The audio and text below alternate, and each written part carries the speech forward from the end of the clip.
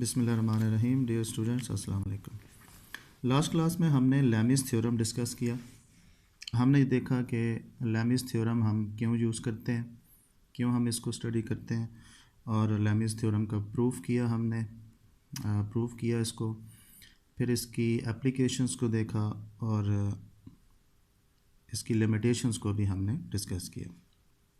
आज हम Lami's theorem से रिलेटेड प्रॉब्लम्स जो हैं वो देखेंगे कि कैसे लैमिस थ्योरम को अप्लाई करके हम प्रॉब्लम्स को सॉल्व कर सकते हैं। ये हमने प्रूव किया था। लैमिस थ्योरम की मैथमेटिकल फॉर्म ये है, F1 over sine alpha, F2 over sine beta equal to F3 over sine gamma. यहाँ पे हमें एक चीज़ ध्यान में रखनी पड़ेगी कि जितने भी हमारे पास स्ट्रिंग्स होंगे, थ्रेड्स होंगे, जिनके अंदर डिफरेंट टेंशन्स होंगी या फोर्सेस अप्लाई हो रही होंगी या उनके साथ वेट हैंग हुआ होगा, उन सब के यूनिट्स जो हैं वो हम न्यूटन ही लेंगे, क्योंकि बेसिकली ये तीनों फोर्सेस ही होती हैं। तो आइए चलते हैं फर्स्ट प्रॉब्लम की तरफ। तो फर्स्ट प्रॉब्लम है, find unknown forces F1 and F2 shown in the diagram. ये हमारे पास एक डायग्राम है जिसके अंदर तीन स्ट्रिंग्स हमें नज़र आ रहे हैं और उनके अंदर तीन फोर्सेस हैं। फर्स्ट स्ट्रिंग के अंदर फोर्स है F1, सेकंड स्ट्रिंग के अंदर फोर्स है F2 और थर्ड के अंदर F3 which is given as 300 Newton.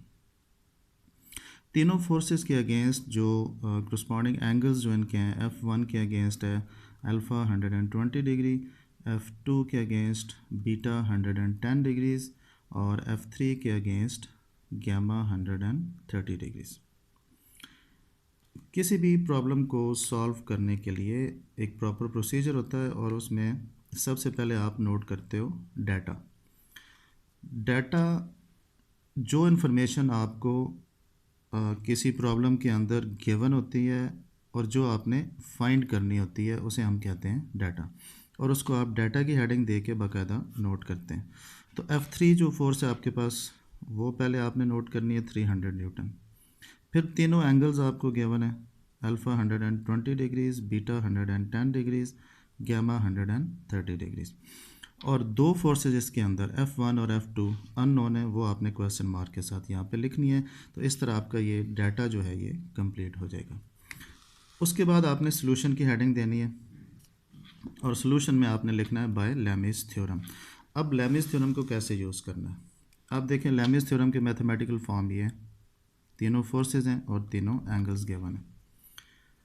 ये जो तीसरी फ्रैक्शन है इसके अंदर ये पूरी की पूरी आपको गिवन है। फोर्स आपको गिवन है 300 न्यूटन F3, गामा आपको गिवन है 130 डिग्रीज। तो ये पूरी फ्रैक्शन आपको गिवन है। इसके साथ आप इन दोनों में से किसी एक को इक्वल करके जो अननोन फोर्स है F2 या F1 आप फाइंड कर सकते हैं। तो by Lami's theorem F1 over sine alpha equal to F3 over sine gamma हो जाएगा। आप इसमें से आपके पास F1 अननोन है, आप इसके अंदर जो नोन वैल्यूज़ हैं F3 की, अल्फ़ा की और गामा की, वो आप लगा देंगे। अल्फ़ा की वैल्यू आपके पास है 120 डिग्रीज़, एंगल गामा जो है इसकी वैल्यू 130 डिग्रीज़ और F3 की वैल्यू है 300 न्यूटन। तो ये आपने पुट कर दी, क्रॉस मल्टीप्लाई कर दें 300 को साइन 120 डिग्री से और F1 को साइन 130 डिग्री से। तो आपके पास F1 अननोन है, इसको आप एक साइड पे कर लें तो आपके पास जो रेशो आएगी वो 300 into sine 120 degrees divided by sine 130 degrees आ जाएगी। कैलकुलेटर से आप साइन 120 डिग्रीज़ और साइन 130 डिग्रीज़ की वैल्यूज़ यहाँ पे लगा देंगे। तो साइन 120 की आ जाएगी 0.866 और साइन 130 की 0.766। इसको 300 को 0.866 से मल्टीप्लाई करेंगे और 0.766 पे डिवाइड करेंगे तो आपके पास F1 फोर्स आ जाएगी 339.16 न्यूटन। बिल्कुल इसी तरह अब आपके पास देखें F1 आ गई, F1 भी आपके पास आ गई, अल्फ़ा पहले से मौजूद है। इसका मतलब इस रेशो के साथ साथ ये भी आपके पास पूरी की पूरी ये फ्रैक्शन भी आ गई। अब ये पीछे सिर्फ F2 अननोन है वो रह जाएगी। इसको चाहे आप इसके इक्वल कर लें या F1 को F2 के इक्वल कर लें, जिस तरह भी करेंगे आपके पास F2 फोर्स आ जाएगी। तो now by taking F1 over sine alpha equal to F2 over sine beta. First two fraction ही हमने इक्वल कर लिए क्योंकि F1 हमारे पास यहाँ से मौजूद है। तो F क्रॉस मल्टीप्लाई कर दें तो F2 की वैल्यू आपके पास आ जाएगी F1 sign beta over sine alpha. इसके अंदर आप साइन बीटा F1 की वैल्यू ये लगा देंगे 339.16, साइन बीटा की वैल्यू 110, बीटा की वैल्यू 110 डिग्रीज़ और अल्फ़ा की वैल्यू 120 डिग्रीज़। कैलकुलेटर से इसकी आप वैल्यू निकालेंगे, साइन 110 की और साइन 120 की यहाँ पे पुट करेंगे तो आपके पास ये बन जाएगी 339.16 मल्टीप्लाइड बाई 0.9396 डिवाइडेड बाई 0.866 करेंगे तो आपके पास F2 जो सेकंड फोर्स है जो अननोन थी वो भी आपके पास आ जाएगी। तो F1 और F2 दोनों अननोन फोर्सेस आपने with the help of Lami's theorem calculate कर लिए। ये था आपका फर्स्ट प्रॉब्लम। ये बहुत सिंपल था। थोड़ा सा इससे ज़्यादा एडवांस प्रॉब्लम जो है वो हम देखते हैं।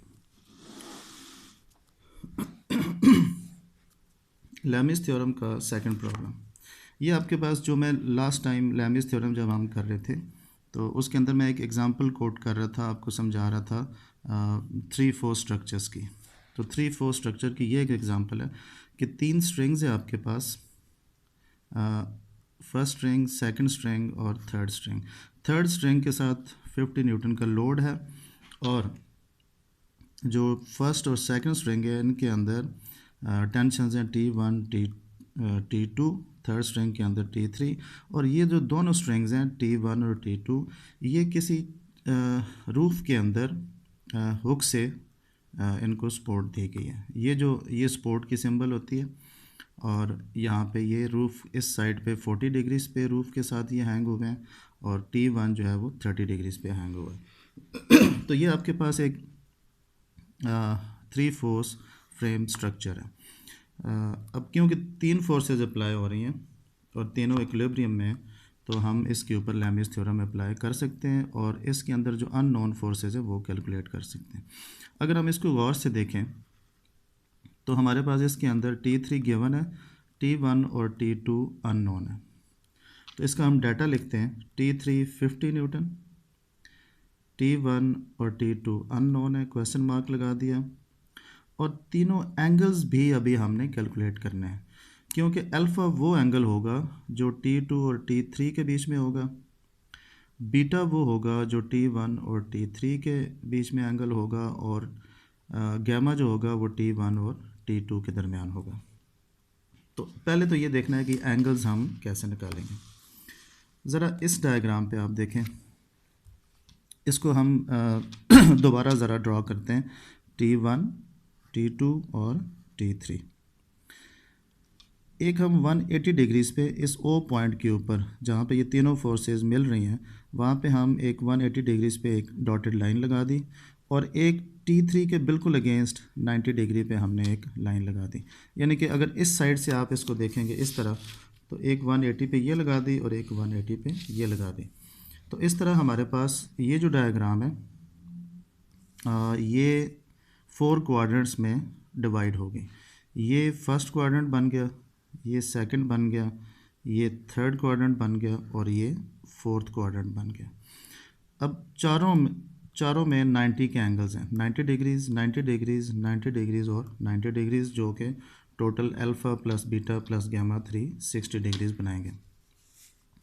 ये एंगल्स अल्फ़ा बीटा और गैमा एंगल्स कैलकुलेट करने के लिए ये डॉटेड लाइंस हमने लगाई हैं। तो अगर आप इस क्वाड्रेंट को देखें, इस क्वाड्रेंट को और इसको, ये डॉटेड लाइन और F3 के दरमियान, तो ये 90 का एंगल बन रहा है, इधर से ये 90 का बन गया।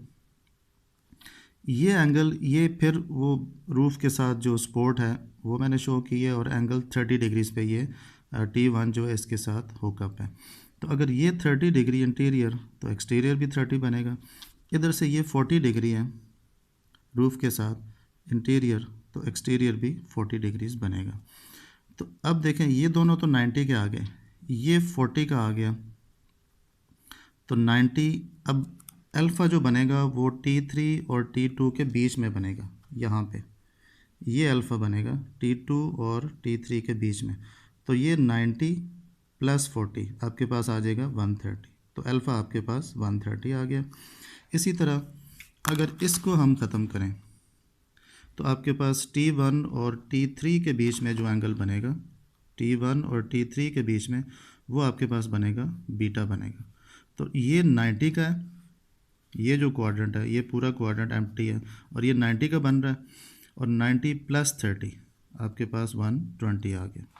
तो अब अगर देखें आपके पास अल्फ़ा 130 आ गया, बीटा 120 आ गया, और इन दोनों T1 और T2 दो फोर्सेस जो हैं, T1 और T2, इन दोनों फोर्सेस के बीच में जो एंगल्स हैं, ये पूरा क्वाड्रेंट 90 का है। तो 90 में से 40 माइनस करें तो पीछे 50 रह गया। इसी तरह ये 90 का पूरा क्वाड्रेंट है, इसमें से 30 माइनस करें तो पीछे 60 रह गया। तो 60 + 50 करें तो ये आपके पास T1 और T2 के बीच में T3 के अगेंस्ट गैमा एंगल आ गया 110 डिग्रीज़ का, इन दोनों फोर्सेस के बीच में। तो इस तरह आपने तीनों एंगल्स अल्फ़ा, बीटा और गैमा कैलकुलेट कर लिए। तो अब आपके पास जो अननोन फोर्सेस हैं वो सिर्फ दो हैं, T1 और T2 की। तो बाकी सारी चीज़ें आपके पास नोन है। तो जिस तरह हमने लास्ट प्रॉब्लम किया उसी तरह आप इसको भी सॉल्व कर सकते हैं। सॉल्यूशन पे आ जाएं।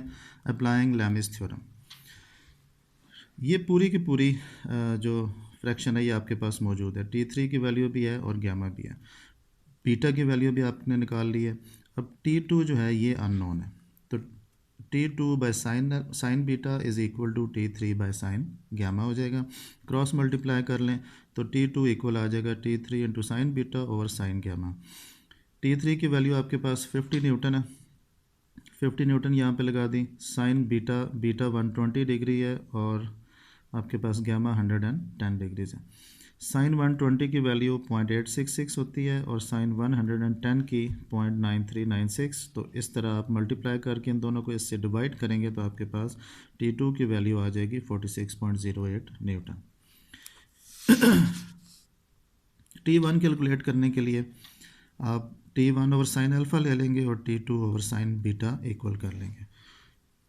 क्रॉस मल्टीप्लाई करोगे इसको तो T1 is equal to T2 sine alpha over sine beta आ जाएगा।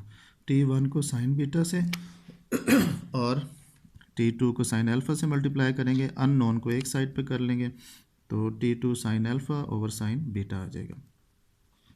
वैल्यूज़ पुट करें इसमें। T2 की वैल्यू अभी आपने निकाली है 46.08 न्यूटन, ये यहाँ पे पुट करोगे। अल्फ़ा की वैल्यू है 130 डिग्रीज़ और बीटा की वैल्यू 120 डिग्रीज़। इसका साइन कैलकुलेटर से आप लेंगे और मल्टीप्लाई करके 46.08 न्यूटन से और साइन 120 की वैल्यू से डिवाइड करोगे तो आपके पास T1 की वैल्यू आ जाएगी 40.76 न्यूटन। तो इस तरह हमारे पास इस फ्रेम स्ट्रक्चर के अंदर जो कि अननोन फोर्सेस थी T1 और T2, वो हमने दोनों कैलकुलेट कर ली और उनकी वैल्यूज़ हमारे पास आई 46.08 न्यूटन और 40.76 न्यूटन। तो ये आपको मुझे उम्मीद है कि आपको यहाँ से ये जो एंगल्स हैं ये कैलकुलेट करने का मेथड और ये फ्रेम स्ट्रक्चर्स 3/4 फ्रेम स्ट्रक्चर जो है इसको सॉल्व करने के लिए जो तरीका है वो आपको समझ आ गया होगा। तो आपकी अप्लाइड मैकेनिक्स की जो बुक है उसके अंदर जो रिमेनिंग प्रॉब्लम्स हैं वो आप असाइनमेंट के तौर पे खुद सॉल्व करेंगे। Thank you.